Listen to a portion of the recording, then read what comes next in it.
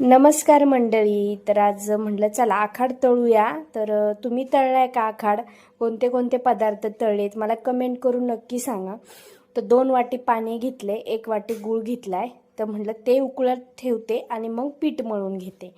आणि तुम्ही कोणते कोणते पदार्थ केलेत मला ते नक्कीच सांगा. मी तर गव्हाच्या पिठाच्या कापण्या मला साध्या सोप्या वाटल्या म्हणून म्हटलं चला आता वेळ जास्त नाहीये, उशीर पण झालाय, तर म्हटलं गव्हाच्या पिठाच्या कापण्या करून घेऊया. तर इथं 2 वाटी पाणी, 1 वाटी गूळ असं उकळत ठेवले. आमच्याकडे याला खरं तर गुळवणी म्हणतात, जे पुरणपोळीचा स्वयंपाक असल्यावर आमच्याकडे केली जाते. तुमच्याकडे करतात का हो? मला नक्की सांगा बरं का. आता इथं माझ्या हातात जी वाटी आहे त्या 2 वाट्या मी गव्हाचं पीठ घेतलेलं आहे. तुम्हाला लागल तेवढं पीठ घेऊ शकता. आम्हाला 2 वाट्या बास होतं. अर्धा वाटी बेसन पीठ घेतले. चवीनुसार आता मीठ ॲड करते आणि बडीशेप आखी पण टाकू शकता, पण मी मिक्सरच्या भांड्यामध्ये बारीक करून टाकते, जेणेकरून छान असा स्मेल येतो आणि खाताना ती जी दाताखाली येते ना तेव्हा तर अप्रतिम चव लागते.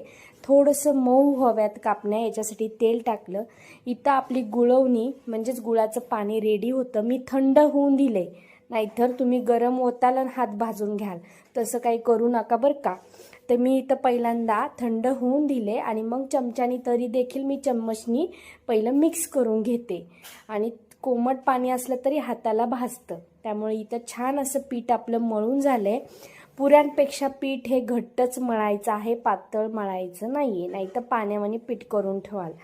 आता इथं पीठ आपलं 10 मिनटं भिजत पण ठेवायचंय. 10 मिनटं पीठ भिजून झाल्याच्या नंतर मी आता इथं कापण्या करायला ठेवल्या. तेल गरम करायला ठेवलं होतं.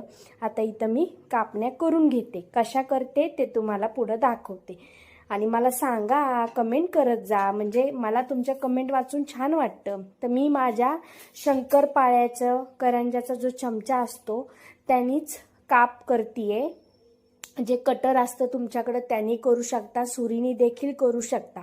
माझ्याकडे जे होतं त्यांनी मी आता करते. छान असे काप आणि जाड लाटी धरायची, आमच्याकडे लाटी म्हणतात.